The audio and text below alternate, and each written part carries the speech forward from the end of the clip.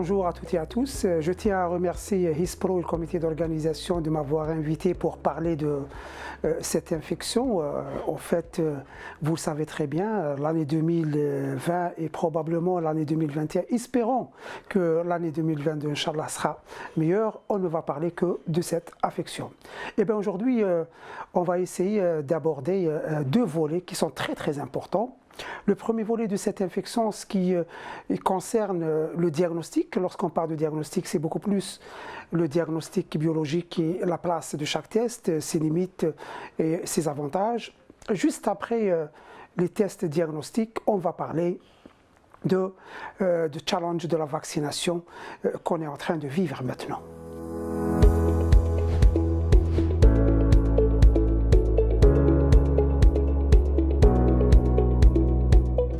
Le premier point, pour comprendre un peu l'interprétation du test, il faut un petit rappel sur la réaction du système immunitaire lorsqu'il est agressé par ce virus.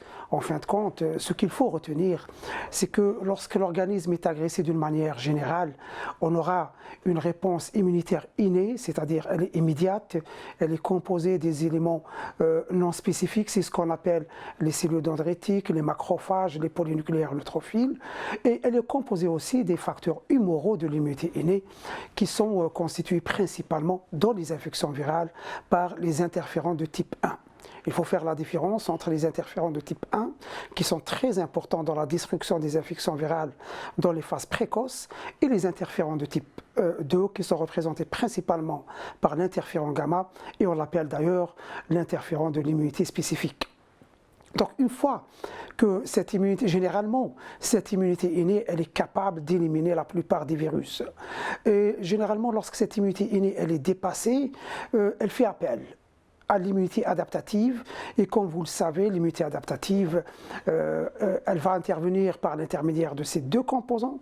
Lorsqu'on est en face des virus et lors d'une primo-infection, ce sont les lymphocytes T qui interviennent principalement, et par la suite, ce sont les anticorps qui vont intervenir. Mais ce qu'il faut savoir, c'est que lors d'une primo-infection, les anticorps interviennent beaucoup plus comme marqueurs biologiques. Par contre, les lymphocytes T interviennent comme des effecteurs et des destructeurs de virus. Donc, pour comprendre très bien comment se déroule la réponse immunitaire, la première des choses, en comprenant très bien les mécanismes immunologiques qui interviennent pour l'élimination de ce virus, le SARS-CoV-2, lorsqu'on comprend très bien ces mécanismes, on peut comprendre et deviner un peu l'expression clinique de cette affection. Et comme vous le savez, elle est très hétérogène et diffère d'un patient à un autre.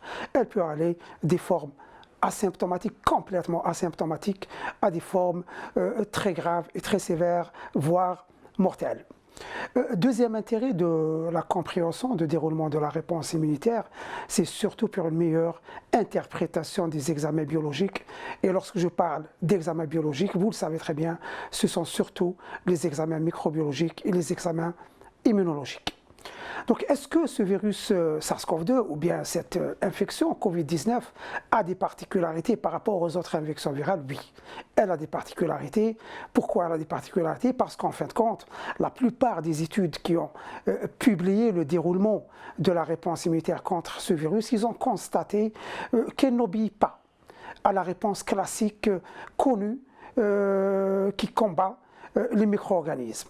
Ce qu'il faut savoir, c'est que la première phase, on l'appelle aussi la phase virale, c'est tous les mécanismes qui ont lieu lors de la première semaine. Et comme vous le savez très bien, la phase aiguë, lorsqu'on fait solliciter la réponse immunitaire, c'est pour la destruction du virus.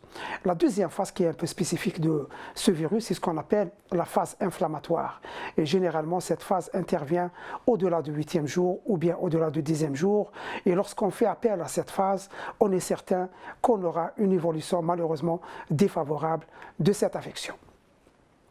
Donc, quels sont les acteurs de l'immunité innée? Principalement, je l'ai dit, c'est les interférents de type 1, et lorsqu'on parle d'interférents de type 1, c'est les interférents alpha et bêta, et les cellules NK. Ça va permettre une réponse rapide. Malheureusement, la réponse immunitaire innée, comme vous le savez très bien, elle n'a pas de mémoire.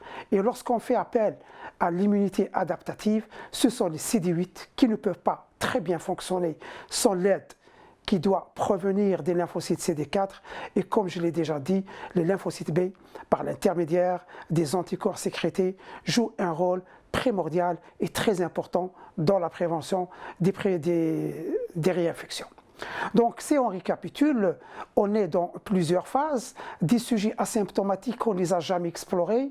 Donc, probablement, c'est l'immunité innée qui était à l'origine de l'élimination de virus. Probablement, c'est l'immunité adaptative. On n'a pas exploré cette catégorie de patients.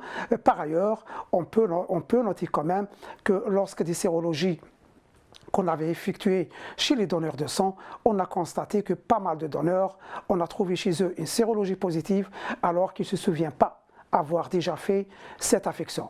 Donc on est certain qu'il y a l'intervention des deux réponses immunitaires, mais sans signe clinique. La forme maintenant qui est plus ou moins la plus fréquente, c'est la forme modérée de cette affection. Et chez ces patients, on sait très bien que la réponse immunitaire innée, si ces patients sécrètent beaucoup d'interférents de type 1, on est certain qu'ils peuvent détruire le virus dans les stades précoces. Par ailleurs, si cette étape elle est dépassée, comme je l'avais déjà dit, on sollicite les lymphocytes T pour détruire le virus. La différence entre les patients qui appartiennent à cette catégorie et les patients qui évoluent vers les formes sévères, ça réside beaucoup plus dans cette phase. C'est ce qu'on appelle la phase d'hyperinflammation. Ce qu'il faut savoir de l'inflammation, l'organisme a besoin de l'inflammation pour détruire la plupart des micro-organismes. Mais faire la différence entre ce qu'on appelle une inflammation aiguë et une inflammation persistante ou chronique. L'infection aiguë, elle est bénéfique pour l'organisme.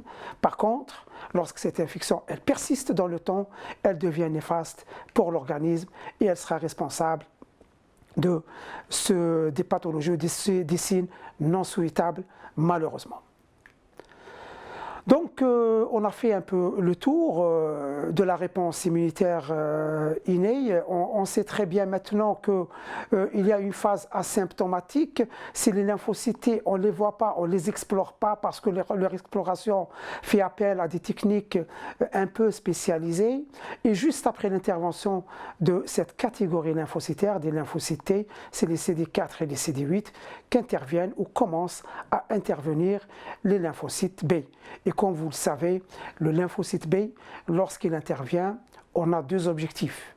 Le premier objectif, c'est pour produire des anticorps, et je l'ai déjà dit, et je les répète, ces anticorps servent beaucoup plus comme marqueurs biologiques, le premier point, et comme deuxième point, ces anticorps peuvent prévenir la réinfection par le même virus. Ce qu'il faut savoir aussi par rapport aux lymphocytes T, et on a toujours cette catégorie de lymphocytes qui détruisent toutes les cellules infectées, il y a toujours une autre population lymphocytaire qu'on appelle les lymphocytes B mémoire qui sont prêts à intervenir lors des contacts ultérieurs avec le même virus. Donc en ce qui concerne les tests, dans quelle étape prescrire ce test? Quels sont les tests indispensables pour le diagnostic de cette infection? Ce qu'il faut savoir, c'est qu'on a trois types de tests. Les premiers tests, c'est ce qu'on appelle le gold standard d'ailleurs, c'est la PCR ou la RT-PCR, c'est-à-dire c'est une PCR en temps réel. Qu'est-ce qu'on doit faire?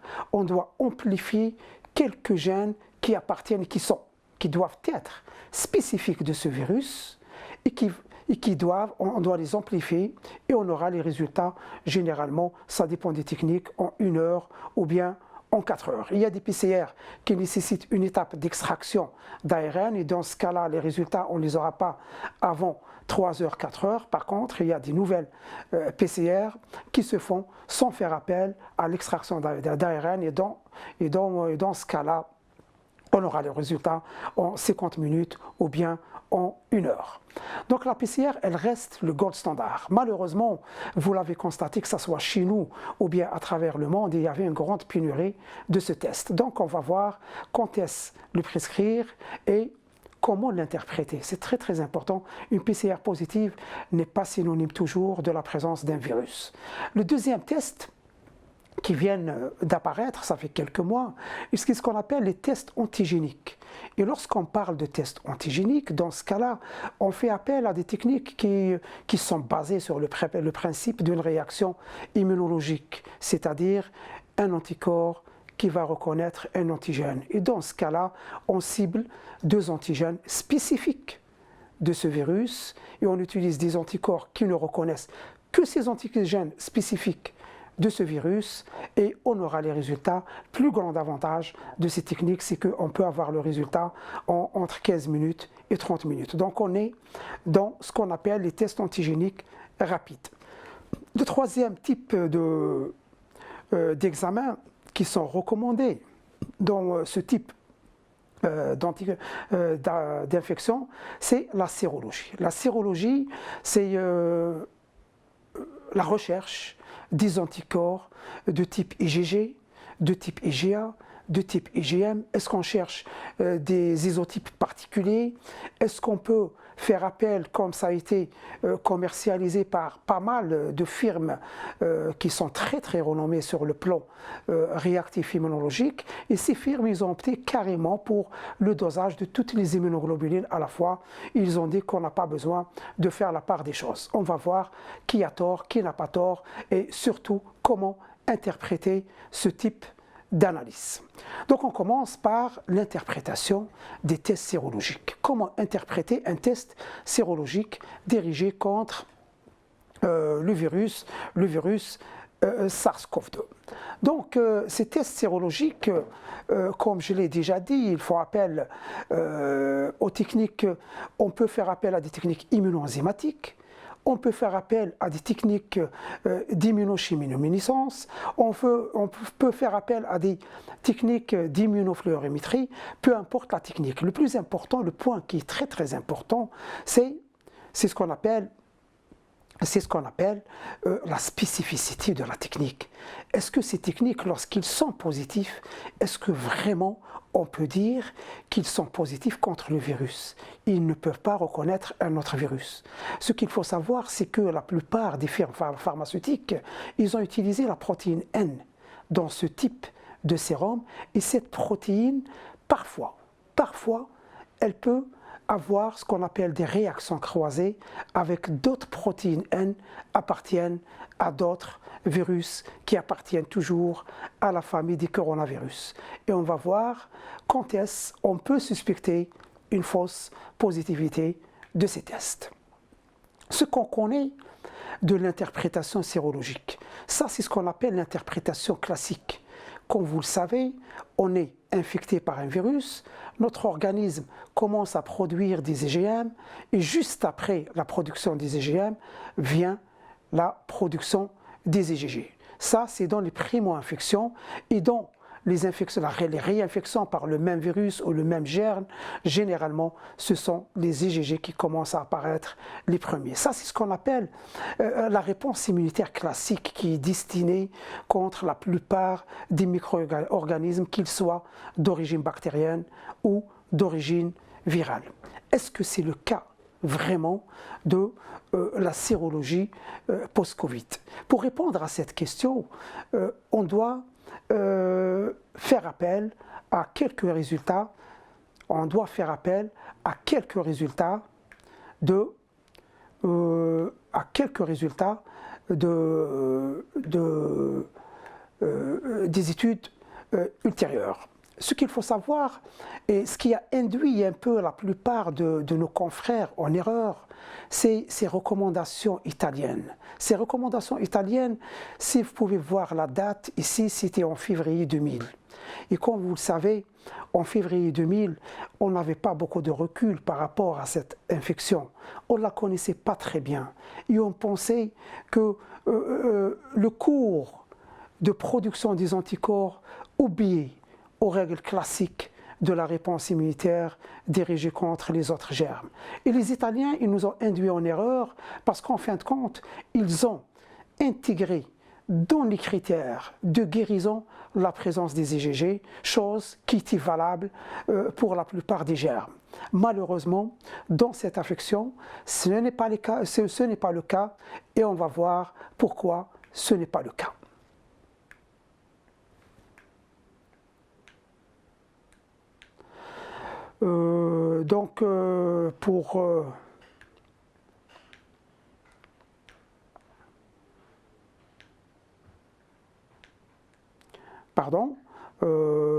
Je vais essayer de revoir pourquoi ce n'est pas le cas. Si par exemple, on va essayer de voir l'apparition des anticorps chez les patients qui présentent une infection Covid. Eh bien, vous voyez très bien, ici c'est entre 0 et 40 jours, c'est le nombre de jours. Généralement, dans la réponse classique, dans les premiers jours, dans les 7 premiers jours, on trouve les IgM et comme vous pouvez le constater ici, c'est valable. Les IgM sont là. Or, comme vous le savez, c'est une infection qui se déroule au niveau des muqueuses. Et dans les muqueuses, l'isotype d'anticorps qui est particulier, c'est les IgA. Et comme vous pouvez le constater, dans ce type d'infection, les IgA ont presque la même valeur que les IgM. On arrive maintenant aux IgG, c'est vrai que les IgG, on les trouve à partir de 15e, 20e, mais si vous pouvez voir cette partie, il y a pas mal de patients chez qui la production des IgG commence au niveau de la première semaine.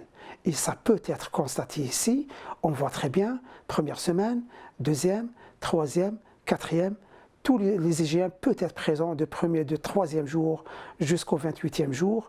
Idem. La même chose pour les IgA, sauf que les IgA, dans cette étude, on constate qu'ils sont un peu moins fréquents lors de la première semaine. Par contre, ce qui est un peu frappant et ce qui est spécifique de cette infection, c'est les IgG qui apparaissent en même temps que les IgM. Donc il y a des patients qui commencent à produire des IgG deuxième semaine, troisième semaine, quatrième semaine, mais il y a une catégorie de ces patients qui peuvent produire les IgG dès la première semaine de l'infection. Et comme vous pouvez le constater, ça va bouleverser un peu l'interprétation des sérologies qui a été malheureusement derrière la confusion d'interprétation sérologique à ce jour par nos confrères qui sont mal informés par rapport au déroulement de la réponse immunitaire contre ce virus. Donc, pour commencer à interpréter les sérologies, je vous montre ici une petite caractéristique de la production des IgG chez 5 patients. Le patient 1, le patient 2, le patient 3, le patient 4 et le patient 5. Le patient 1, comme vous pouvez le constater, à partir déjà de 7e jour, les IgG sont là.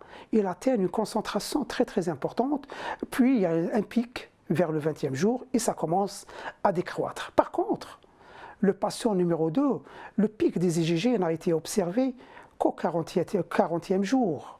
Il y a d'autres patients comme le patient numéro 5, on voit très bien qu'il n'a commencé à produire des IgG à partir du 2e mois. Et c'est des IgG qui ont duré jusqu'à, comme vous pouvez le constater ici, jusqu'au 6e mois.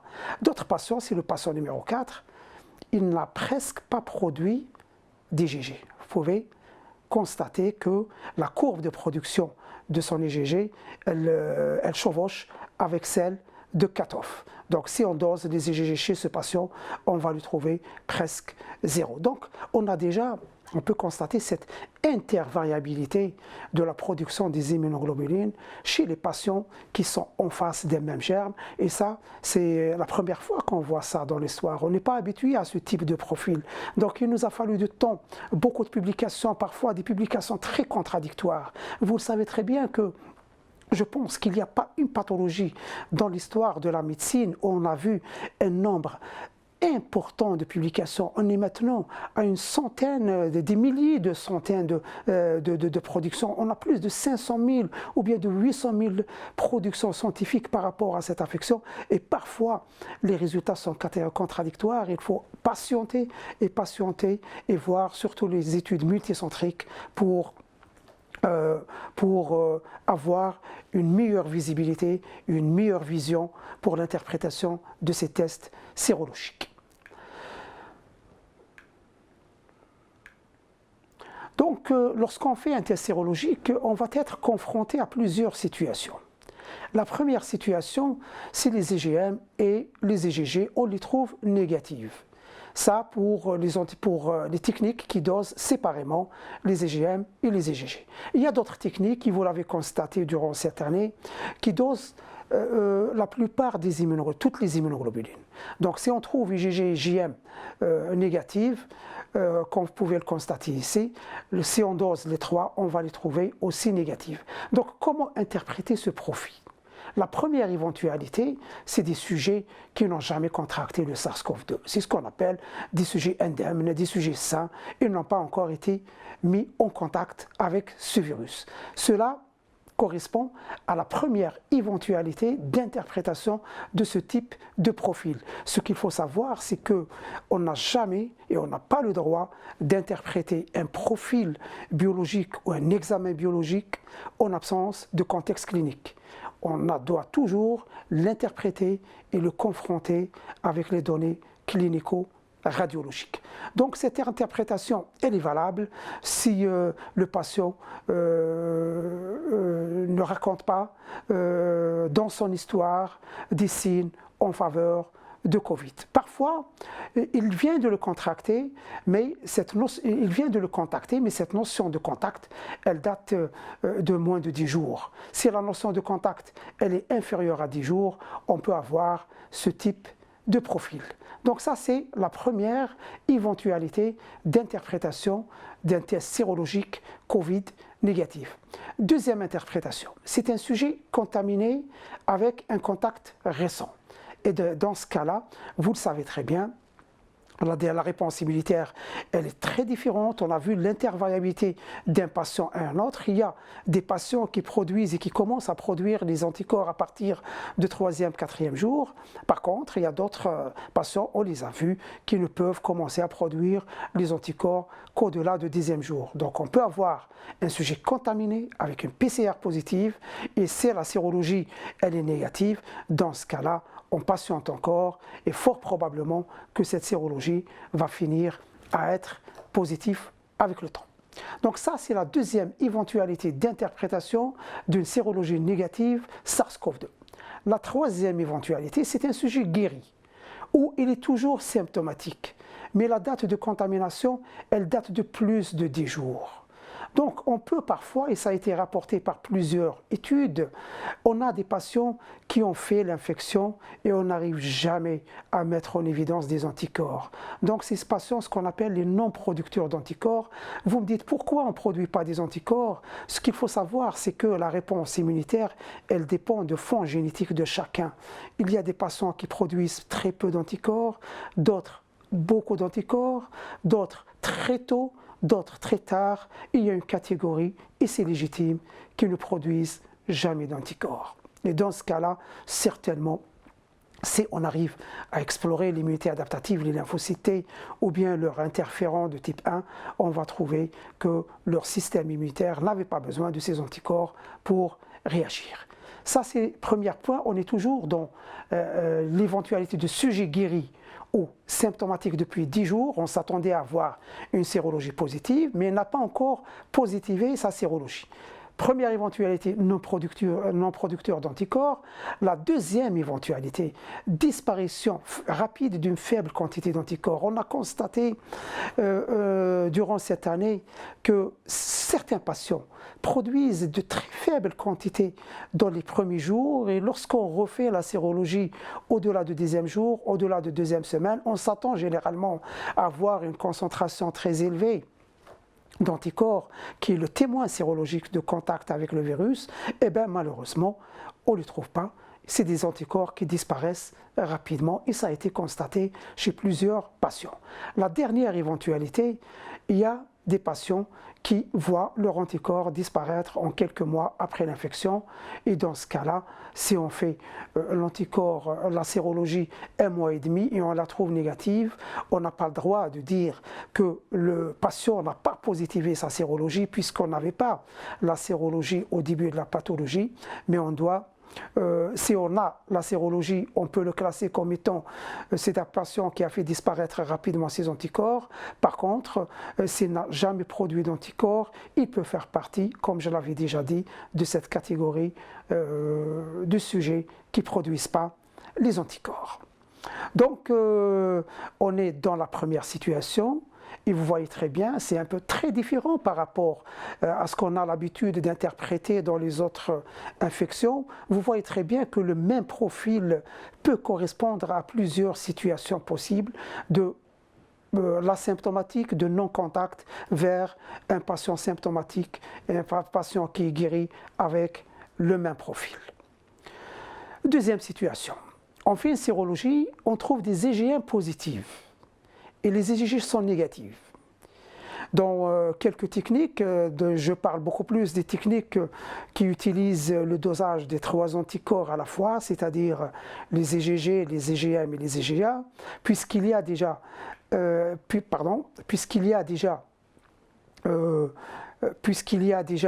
une IgM qui est positive, on s'attend certainement à ce que tout le profil soit négatif. Rarement, on dose les 3 et on aura un résultat négatif avec IgM positif par d'autres techniques. Dans ce cas-là, comment on peut interpréter ce profil? Dans les autres infections, on le sait très bien, c'est IgM positif, IgG négatif. Généralement, si le sujet est symptomatique, on est dans une primo-infection. Il ne faut jamais dire qu'on ne voit pas l'apparition d'anticorps, c'est à partir du 10e ou du 15e jour, ce n'est pas vrai. On a constaté qu'il y a des patients, à partir du 4e jour, ils commencent à produire des IgM. Donc, il faut un minimum de 7-8 jours après contact, mais on l'a constaté, il y a des patients, à partir du 4e, 5e jour, ils commencent déjà à produire des anticorps. Comme c'est mentionné ici, un minimum de 3-4 jours après le début de la symptomatologie. Donc, s'il vous plaît, si le patient vient d'être en contact avec un sujet atteint, ce n'est pas la peine de faire la sérologie parce que généralement la moyenne admise, on ne commence à faire la symptomatologie que vers le 5e jour après le contact et les IgM ne se positivent qu'à partir du 3e, 4e jour du début de la symptomatologie. Je précise le début de la symptomatologie. Donc si on fait la somme, on ne peut pas faire une sérologie avant le 8e jour de contact. Si on reste toujours dans le même profil, c'est-à-dire des IgM positives avec des IgG négatives, et si notre sujet, il est asymptomatique, on peut dire asymptomatique ou présymptomatique. Quelle est la différence? Les deux, sur le plan, lorsqu'on les explore, il n'y a pas de différence. Les deux n'ont pas de symptômes, mais la différence entre l'asymptomatique, c'est un sujet qui va continuer le reste des jours sans développer de symptômes, alors que le présymptomatique, il va commencer après ce profil à faire ou développer les signes cliniques de SARS-CoV-2 après le contact. Donc un contact récent, je l'ai dit, ce n'est pas la peine de faire une sérologie et une IgM positive, j'aimerais bien insister sur ce point. Si vous trouvez une IgM positive et l'IgG négative et le patient il est asymptomatique, il n'y a rien, on peut recontrôler, c'est la 3e situation, pardon. Parfois c'est le même profil, IgM positive avec toujours IgG négative, mais la 3e éventualité, ou 3e type d'interprétation, c'est un sujet guéri d'une forme symptomatique ou forme asymptomatique. Il est guéri, donc on s'attend à ce que ces IgM disparaissent et on aura l'apparition des IgG.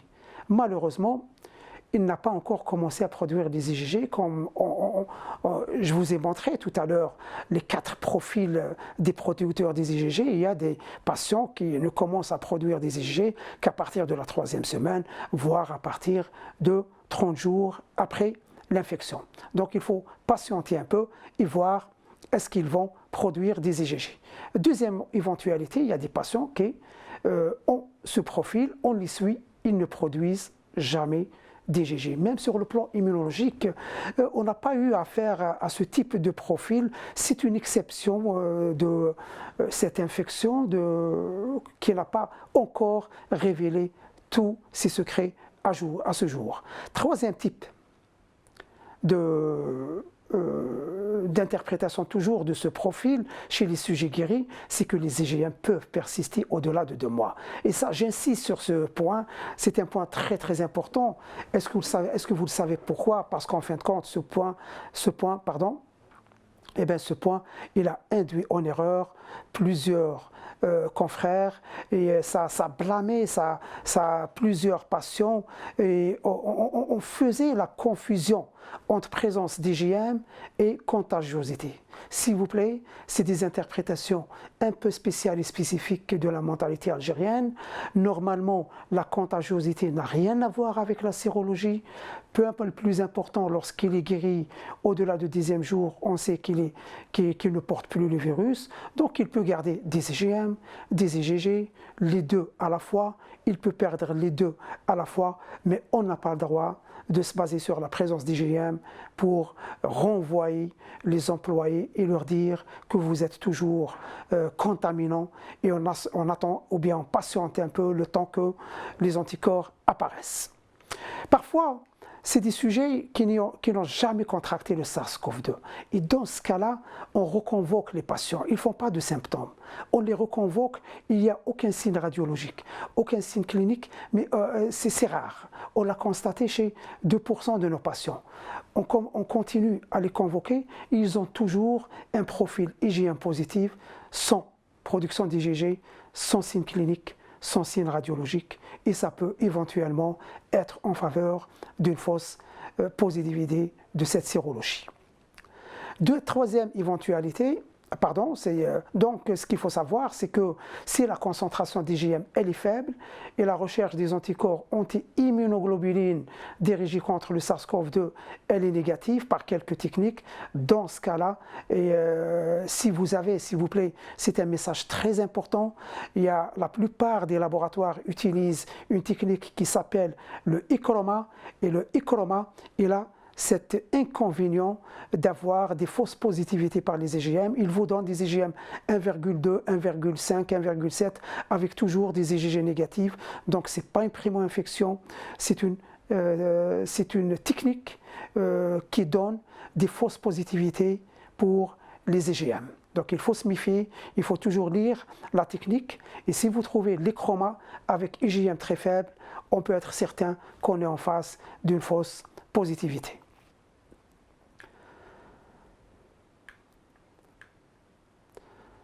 Troisième situation, maintenant, ce n'est pas les IgM qui sont positifs, mais les deux, c'est les IgM et les IgG. Donc, généralement, on peut l'interpréter qu'on est à partir du 10e jour et ça peut être en faveur de guérison, ce n'est pas toujours vrai. Donc, je vous ai dit qu'on n'a pas le droit d'interpréter des tests biologiques sans regarder la clinique si le sujet il est symptomatique. Dans ce cas-là, on est certain qu'on est en phase d'une primo-infection IgM positive, IgG positive. Et vous le savez, au mois de juin, au mois de juillet, lorsqu'il y avait vraiment une pénurie de PCR, ce sont les sérologies.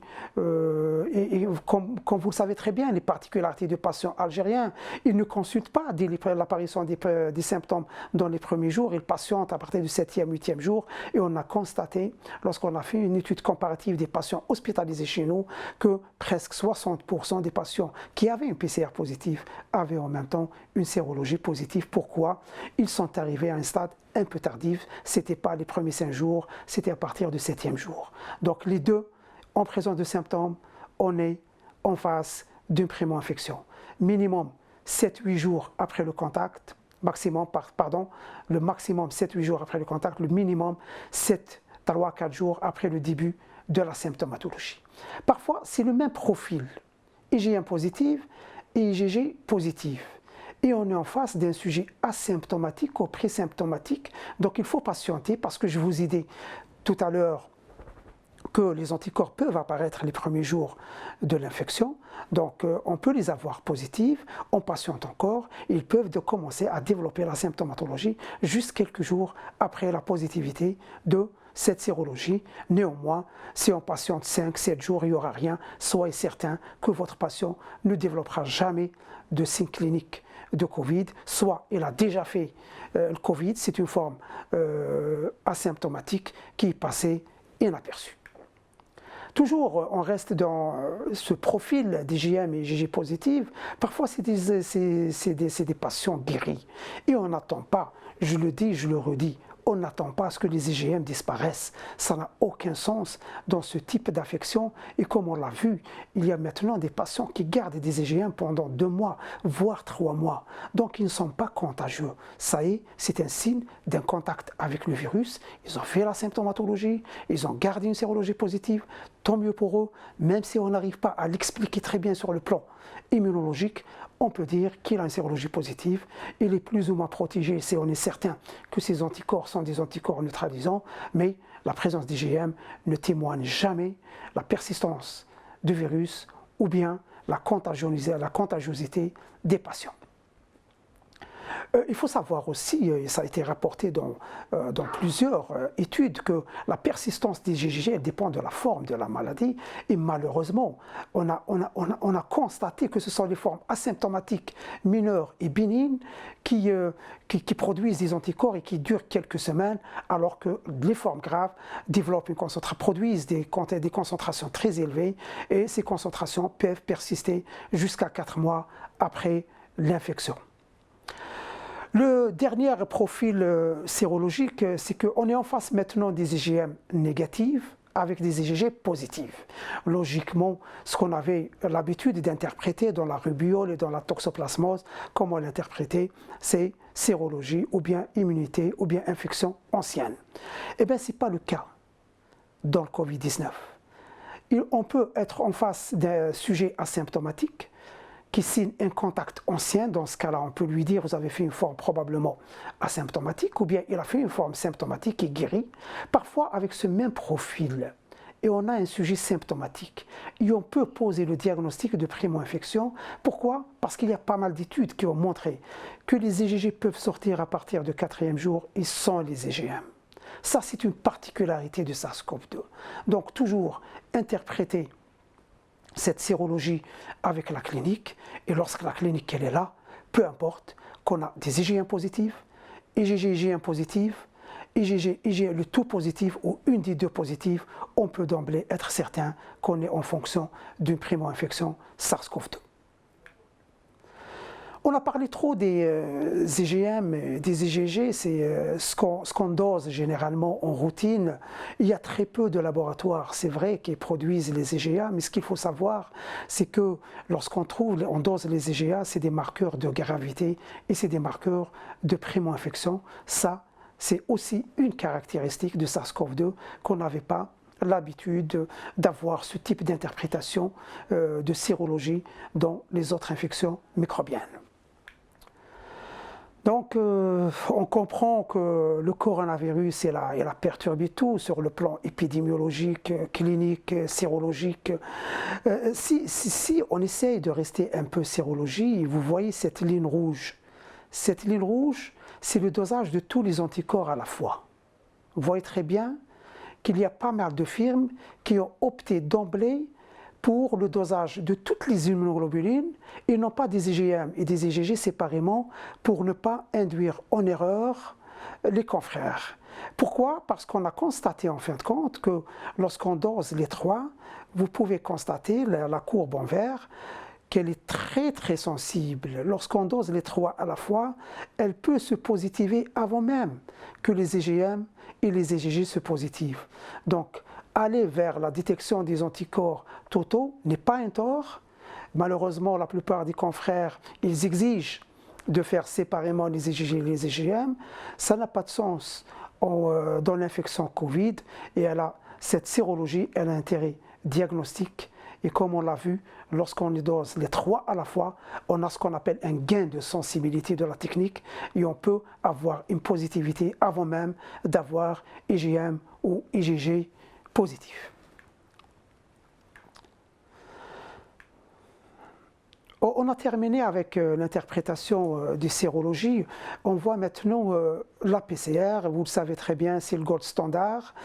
Quand est-ce qu'on demande une PCR, la PCR, elle peut s'opposer à l'inverse de la sérologie. Je vous ai dit que la sérologie, c'est pas la peine de la prescrire avant le 4e jour de début de la symptomatologie. C'est pas la peine de prescrire avant le 8e jour après le contact. La PCR, c'est non. Ce n'est pas la même chose, elle ne suit pas le même chemin.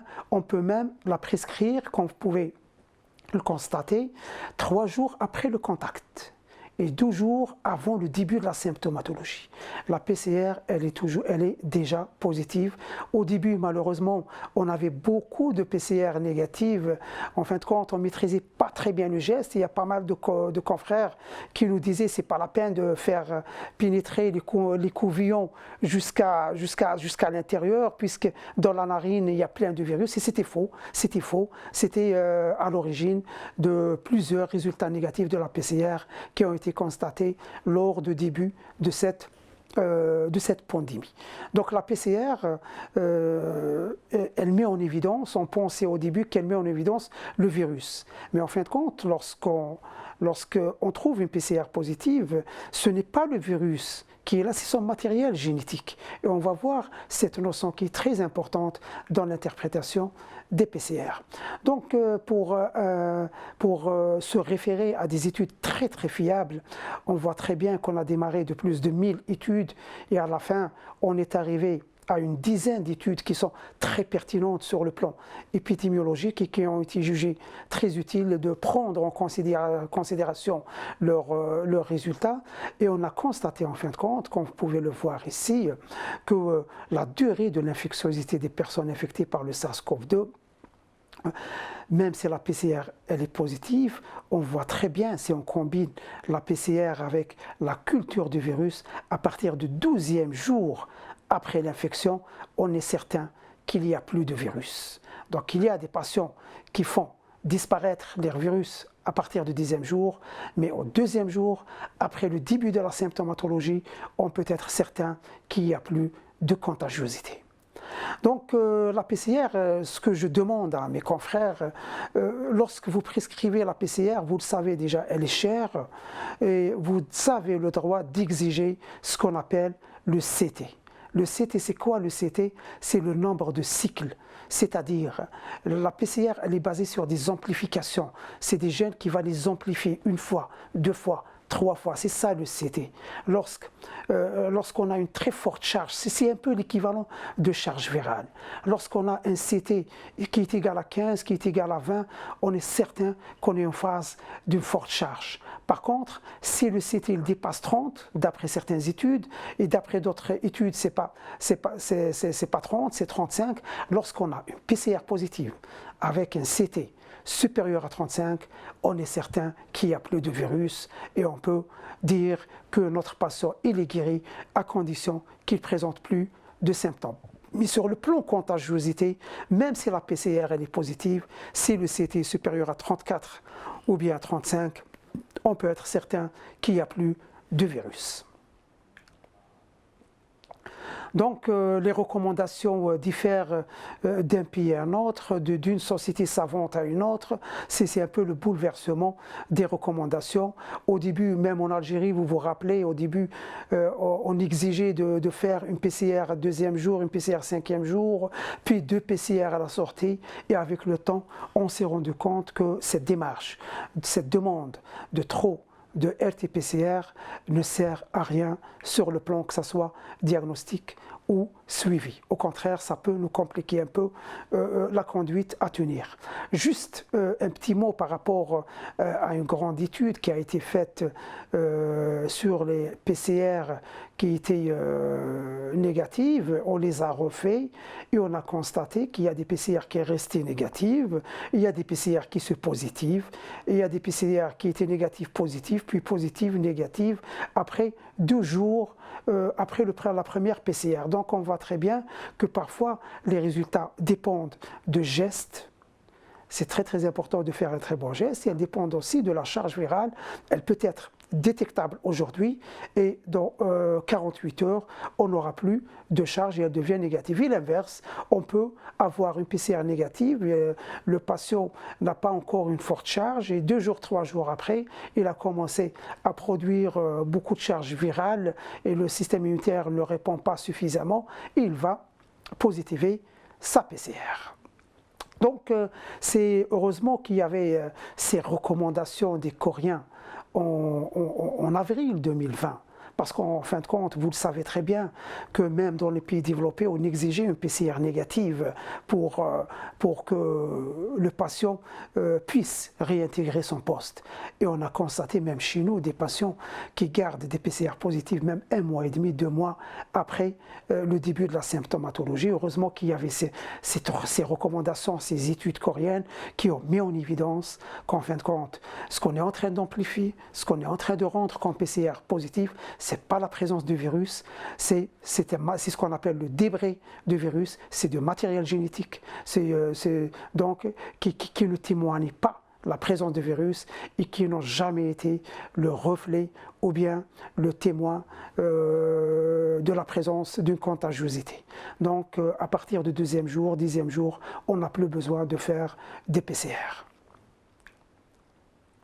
Heureusement qu'il y avait maintenant, face à ces pandémies, face à tout ce qui se passait, il y avait ces tests antigéniques qui arrivent. Et les tests antigéniques, malheureusement, je commence par cette diapo, il y a pas mal de nos confrères qui se nomment experts algériens et qui n'ont pas encore validé les tests antigéniques. Malheureusement, ce sont des experts, des confrères, des collègues qui ne prennent en compte que ce qui a été publié en France. Et ça, vous avez tort, on n'a pas le droit d'attendre ce que se décide en France pour qu'il soit validé en Algérie.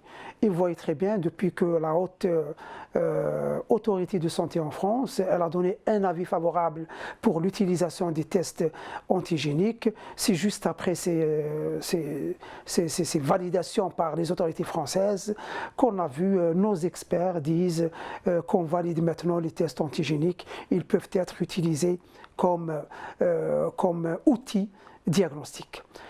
Ce qu'il faut savoir, c'est que les tests antigéniques sur le plan geste en lui-même, c'est presque le même prélèvement que la PCR.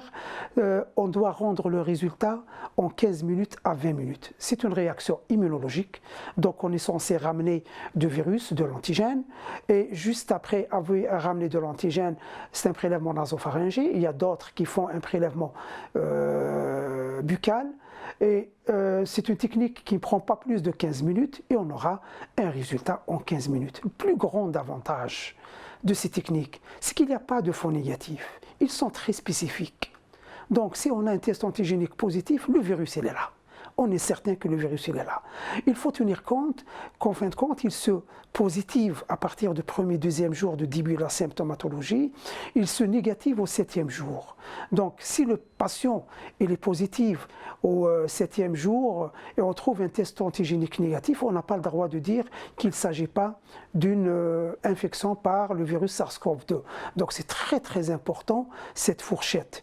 Elle est positive entre le début de la symptomatologie parce qu'il se positive bien avant le début, mais bien après la PCR. La PCR, elle est beaucoup plus sensible parce qu'elle commence à être positive 2 ou 3 jours avant que ce test se positive. Et même lorsque ce test est négatif à partir du 7e jour, la PCR continue à être positive, mais ce test, sa spécificité, s'il est positif, on n'a pas le droit de dire que c'est des débris du virus. C'est le virus lui-même qui est là et qui est en train de produire ces antigènes. Plus grand avantage aussi de ce test, c'est le coût. Maintenant, on l'achète, nous, au laboratoire, bien qu'il y a des labos privés qui le font à 3 000 dinars, 4 500 dinars, mais le coût réel, on l'achète à 1 000 dinars. Et parfois, moins de 1 000 dinars, c'est un test qui ne coûte rien. Donc, je ne vois pas pourquoi on multiplie les prix pour le pauvre citoyen par un facteur de 3, voire un facteur de 4 pendant cette pandémie. Donc faites les tests antigéniques à partir du 2e jour après le contact suspect, 7e jour au plus tard après le début de la symptomatologie. Récemment, cette semaine, les Chinois ont introduit la PCR, mais ils travaillent maintenant sur ce qu'on appelle un prélèvement anal. Un prélèvement anal, donc c'est une PCR, on fait un prélèvement anal. Ils ont constaté que ce type de prélèvement, il est plus fiable que la PCR. Pourquoi? Donc ils l'utilisent pour tous les habitants pour les opérations de dépistage massif, pour surveiller le retour de la pandémie. C'est une mesure qui a été imposée en Chine aux personnes qui sont mises en quarantaine obligatoire. Avant de quitter leurs hôtels, ils doivent avoir ce test PCR anal négatif. On l'utilise aussi, pourquoi on a penché vers ce test? Parce qu'apparemment, il reste plus longtemps positif dans l'anus que dans le tractus nasopharyngé. Et enfin, il y avait pas mal d'études depuis le mois d'août qui ont recommandé ce test, bien que ce test n'est pas encore recommandé ou validé par tous les experts qui sont experts en matière de diagnostic biologique de ce type d'infection, mais ça reste quand même un outil bien à explorer. Une partie qui est importante de mon intervention aujourd'hui, ça concerne la vaccination. Donc pour ce qui est de vaccin Covid-19, ce qu'il faut savoir, c'est que on est vraiment dans une période d'hésitation, on vaccine pas. Ce que je donne à mes confrères comme message, dans le vaccin, on respecte les libertés individuelles.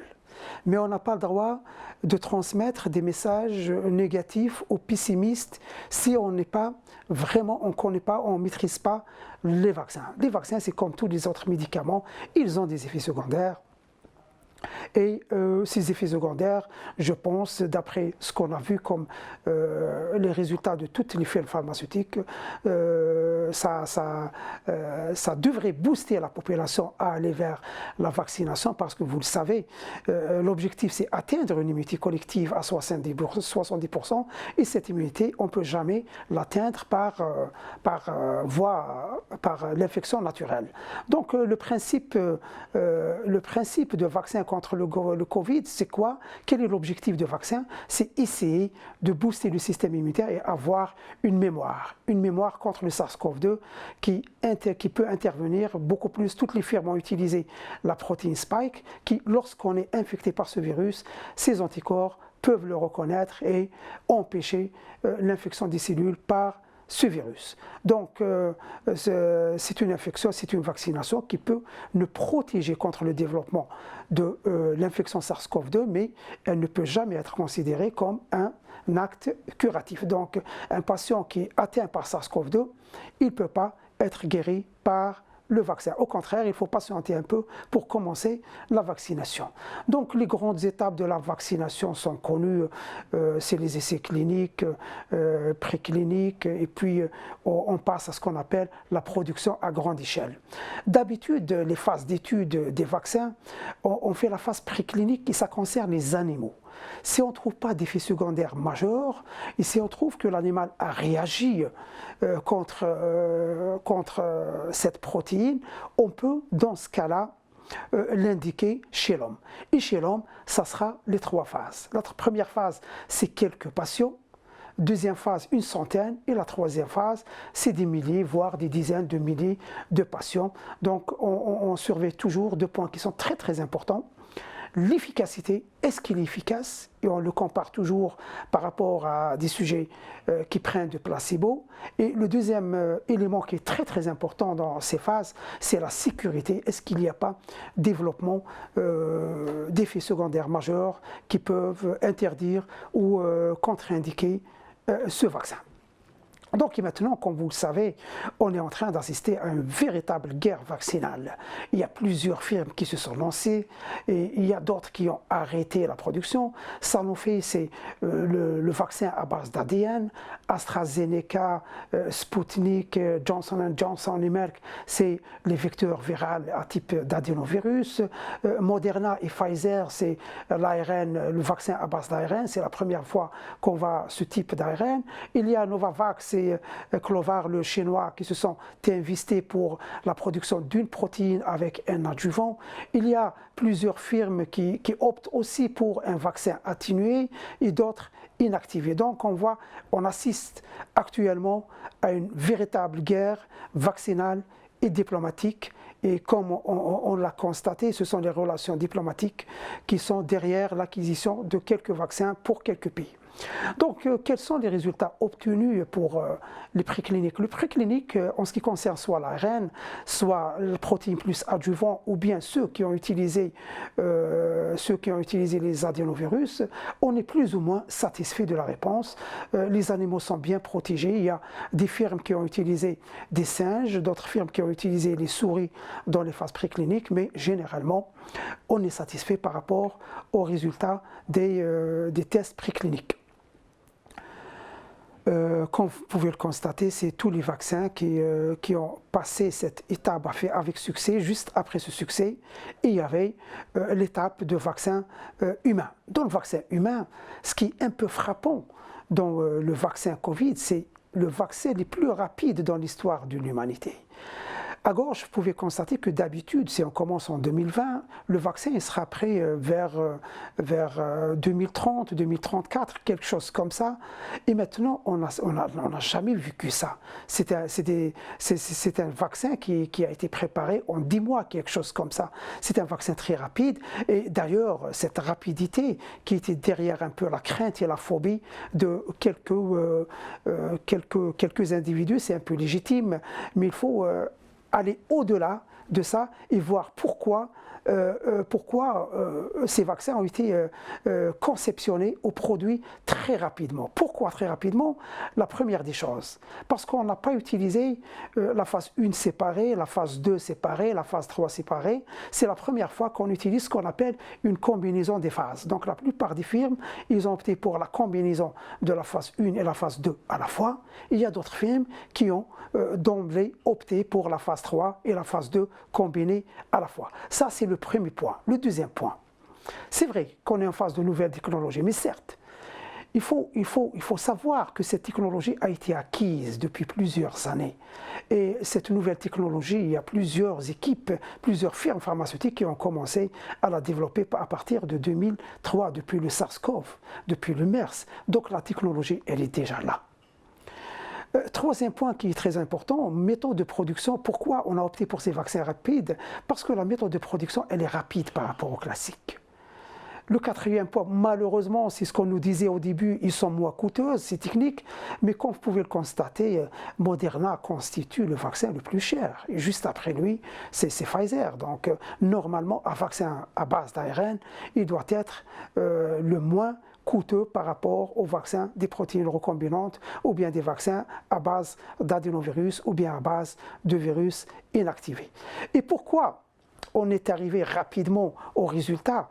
C'est le financement par des milliards de dollars. On n'a jamais assisté à un financement similaire. Et comme vous le savez, la recherche, elle est tributaire de financement.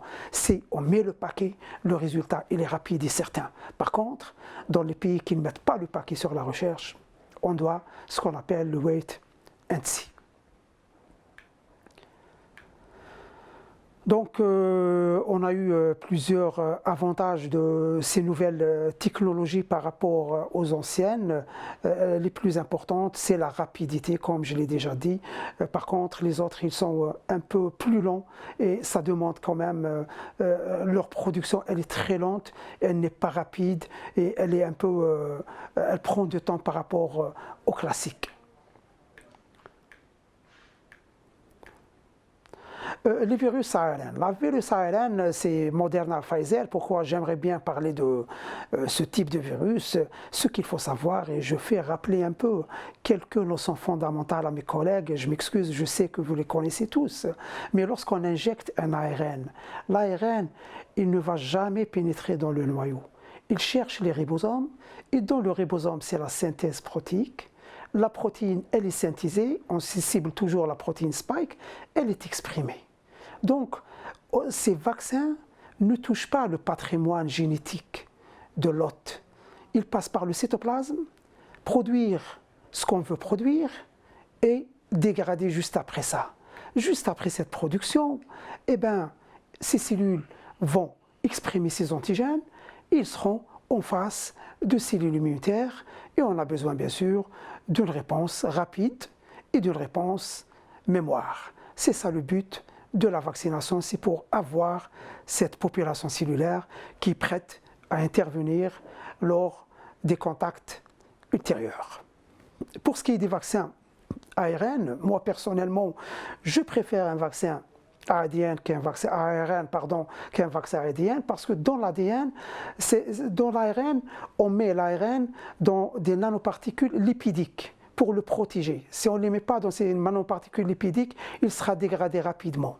Par contre, l'ADN, le problème des vaccins ADN, c'est qu'on doit injecter ou bien transfecter, intégrer leurs gènes dans le génome de plasmide. C'est vrai que le plasmide, c'est un génome circulaire qui ne doit pas normalement intégrer le génome humain, mais on est toujours en face d'un ADN circulaire et on injecte chez le sujet pour ADN, ARN et protéines.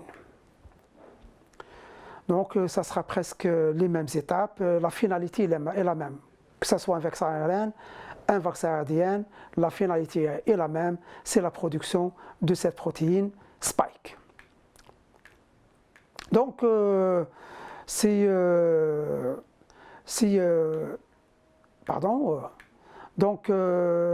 pour les vaccins ADN ARN, vous le savez très bien, ARN, on pensait au début, le choc anaphylactique n'a pas été cité dans les phases cliniques, bien qu'on était en présence de phase 3, c'est plus de 30 000 participants, mais le choc anaphylactique n'a pas été cité. Dès qu'on a commencé, on a constaté qu'il y a des personnes, c'est pas très fréquent, mais il y a des personnes qui peuvent développer des chocs anaphylactiques, non pas contre l'ARN lui-même ou contre l'ADN, mais plutôt contre les ingrédients qui constituent, qui rentrent dans la composition de ce vaccin. Et parmi les ingrédients, c'est le PEG. La plupart des patients étaient testés déjà allergiques au PEG. Donc, les patients qui ont des allergies contre les composants de ce vaccin peuvent ne pas faire ce vaccin. Par contre, ceux qui ne sont pas allergiques contre les composants, qui n'ont jamais fait de choc anaphylactique dans leur vie, qui n'ont jamais fait un choc suite à une prise médicamenteuse, je pense qu'on doit les garder quand même en observation 30 minutes, 1 heure. S'il y aura un choc, la qadarallah, on doit intervenir rapidement. Pardon. Maintenant, on arrive au vaccin à vecteur viral, c'est le vaccin...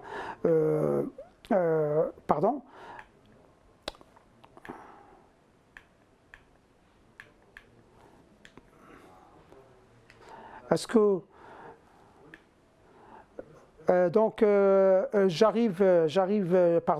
j'ai fait trop accélérer mes slides. Donc on arrive maintenant au vaccin à vecteur viral. C'est ce qu'on a commandé, c'est le Sputnik, c'est les Chinois, c'est l'AstraZeneca, c'est Johnson & Johnson. La plupart des firmes ont opté pour cette technologie qui a commencé au début des années 80.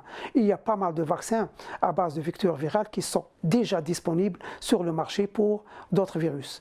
Pour ce qui est de celui qui est utilisé par ce qu'on appelle le Sputnik V, qui est produit par la firme Gamaleya, la firme russe, très grande expérience dans ce domaine. Ce qu'il faut savoir, c'est qu'il a eu une efficacité de 92% qui avoisine un peu Moderna et Pfizer, qui sont de 94 à 95. Il est très stable, mais je tiens à vous faire rappeler que le Sputnik qu'il utilise, c'est le seul qui utilise la dose de rappel différente de la dose de challenge. Dans la première dose, on utilise un vecteur viral qui s'appelle l'adénovirus humain 26. Par contre, dans la dose de rappel, on utilise l'adénovirus humain toujours de sérotype 5. Donc ils ont utilisé deux adénovirus différents parce qu'en fin de compte, lorsqu'on injecte l'adénovirus qui contient l'information de la protéine Spike, on a toujours peur que cet adénovirus soit reconnu par des anticorps, ou bien notre anticorps développe des anticorps pour détruire l'adénovirus lors du deuxième contact. D'ailleurs, on va voir ce type de problème qui a été constaté avec AstraZeneca. Donc, lorsque les Russes étaient beaucoup plus intelligents, ils ont opté pour deux vecteurs différents et comme vous pouvez le constater, constaté. L'efficacité, elle est de 92%. Ce qu'on reproche aux firmes pharmaceutiques russes et aux firmes pharmaceutiques chinoises, c'est toujours la non-publication de la phase 3. Par contre, l'étude de la phase 2, elle était publiée dans le Lancet et elle a montré l'efficacité et la sécurité de ce vaccin. Donc c'est un vaccin qui a produit une forte réponse immunitaire, que ce soit humorale ou cellulaire. On a deux formations, ça c'est important. C'est important, les Russes ils ont testé deux vaccins, un vaccin qui a été lyophilisé et qui doit être conservé à plus 4 degrés, et un autre vaccin qui est liquide et qui doit être congelé à moins 18. Donc c'est les congélateurs classiques, ce n'est pas les moins 70, moins 80, comme c'est le cas pour les vaccins ARN. Donc on peut les congeler à moins 18 et on a constaté en fait compte que c'est la forme congelée qui est plus efficace. Et de ce fait, l'idéal, c'est d'opter pour la forme congelée. Je pense que chez nous, aujourd'hui, on aura l'arrivée de ce vaccin. C'est la forme liquide, congelée, qui est beaucoup plus efficace par rapport à la forme lyophilisée. En ce qui concerne les effets indésirables, on peut dire qu'ils sont acceptables dans ce qui a été publié dans la phase 1 et la phase 2. Donc on reste toujours dans le vecteur viral et maintenant c'est l'AstraZeneca. L'AstraZeneca il utilise un adénovirus de chimpanzé et non pas un adénovirus humain. Ils ont constaté qu'il y a une réponse immunitaire, malheureusement la réponse cellulaire elle n'est pas vraiment très complète. Ils ont constaté que leur efficacité elle est de 62,5%. Et c'est pour cette raison d'ailleurs que la firme anglo-suédoise AstraZeneca, elle a fait un accord avec les Russes pour revoir leur stratégie et probablement pour utiliser un adénovirus dans la dose de rappel qui est différent de l'adénovirus qui a été utilisé lors de la primo-infection. L'avantage principal de ce type de vaccin sur le plan économique, c'est le vaccin disponible le moins cher sur le marché mondial. La plupart des virus chinoises sont en train d'utiliser l'ancienne méthode classique, c'est le virus SARS lui-même qui est tué, donc il est inactivé. Il est très efficace, on a l'habitude d'utiliser ce type de virus.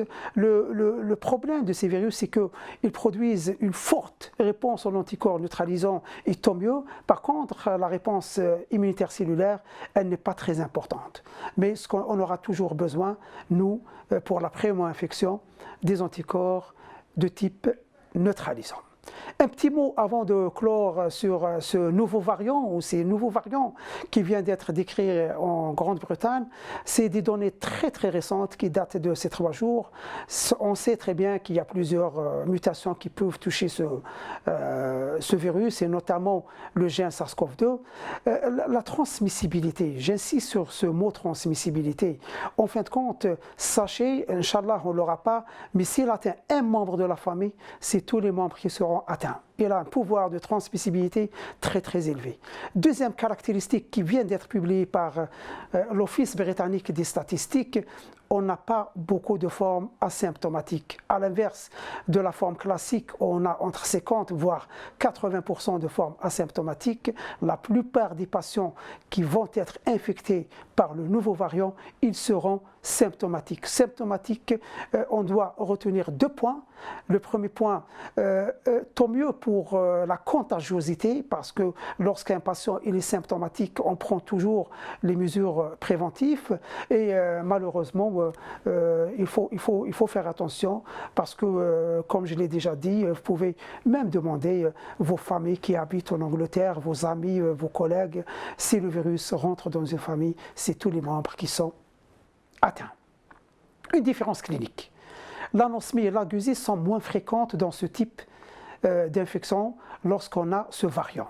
Par contre, il y a 3 signes qui sont très fréquents, les céphalées, la fièvre, la myalgie et les courbatures. Ce sont les caractéristiques de ce nouveau virus. Comment faire le diagnostic?